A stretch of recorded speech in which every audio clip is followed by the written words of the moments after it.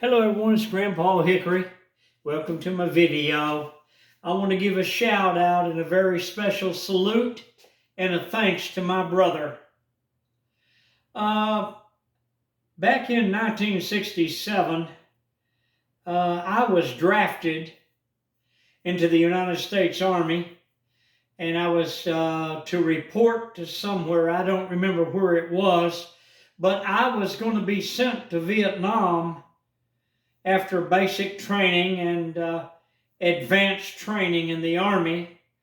And I received this and I was terrified. And I want to tell you something. My dad was in World War II. He was with General George S. Patton. He fought all the way across Africa.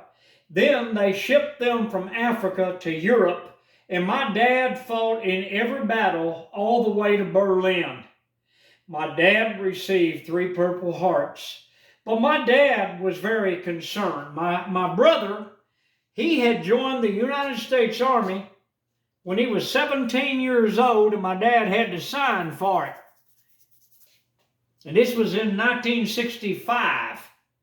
Vietnam War was going like everything. My brother went in, but my brother went into something that was called Scout. These are missiles. Well, my brother did that, and they was in Fort Polk, Louisiana. He was with Johnny Crawford.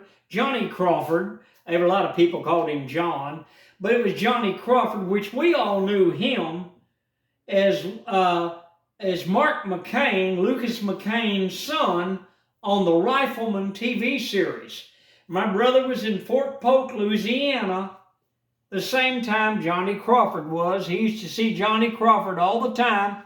They had to do marches and all kinds of maneuvers where they had to run for miles and shoot their, I think they were called M14s. I can't remember what my brother told me, but let me tell you something about me now.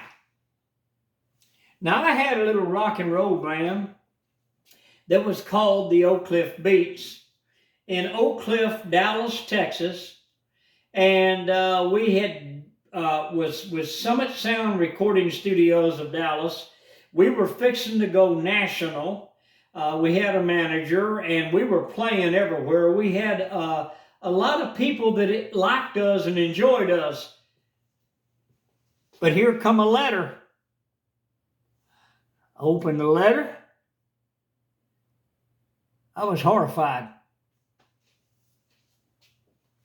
United States Army.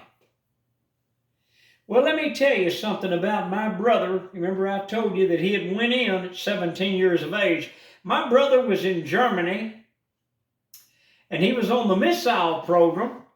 They were going to send my brother to Vietnam from Fort Polk, Louisiana, but they stopped and intervened and said, wait a minute. This soldier has been trained in missiles. We need him in Germany right now on the Scout program. So they shipped my brother to Germany. My brother quickly became a buck sergeant. Well, my brother came home on leave, and I had to go to the Army Reduction Center and, strip naked, and they did all kinds of tests on you. They put a rubber thing on their finger and stuck it up your anus to check you for I don't know what. But it was humiliating. I was in line with, I think there was 26 of us at a time that they sent forward. They had them all stacked like this.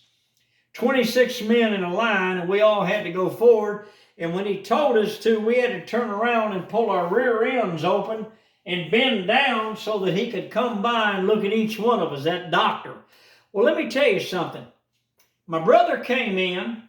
He talked to, I don't know who they were in charge, and my brother was signing all kinds of papers, and they came in the room and they called my name, and they said, get dressed right now. Well, I went and got dressed. They said, come on, recruit. And I thought, oh God, I don't like that word. Well, they took me down the stairs, and there was my brother, and another buck sergeant was with him, and they gave me my papers for dismissal. They said, you have been declared an only son, so therefore you are not eligible for military service to be shipped to Fort Polk, Louisiana, advanced Army training, and to be shipped to Vietnam. You are hereby released. Friends, I was shocked. My brother and the other buck sergeant, they did a complete turnaround. They saluted the soldiers that were there, the ones that were talking with me, and they turned around and marched out. Well, I stood there, I got my papers. I had to go through several series on 3 different floors before they allowed me to leave. Friends, I walked out in downtown Dallas, and I called a bus. I think it was the Lego, I can't remember, it's been a long time. And I rode that bus all the way to Sears at the corner of Llewellyn Street and Jefferson Street in Oak Cliff. And I got off that bus and I stood there, and friends, I cried.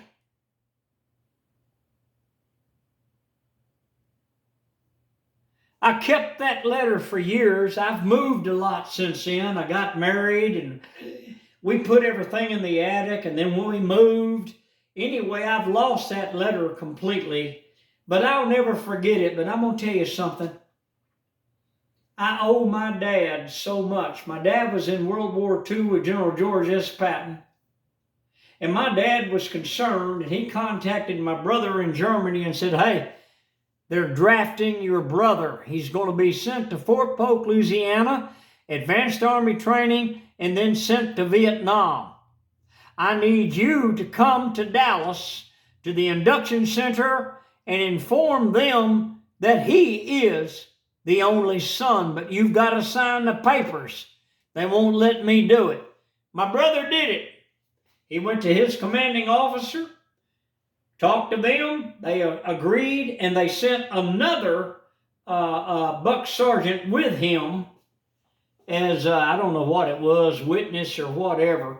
But, friends, I didn't have to go to Vietnam. And I thank God for my dad, and I thank God for my brother. And I'll never forget this as long as I live. You know, people, we owe so many other people that God used to protect us. Hit the like button, subscribe. Grandpa Hickory, I'll see you on the next video.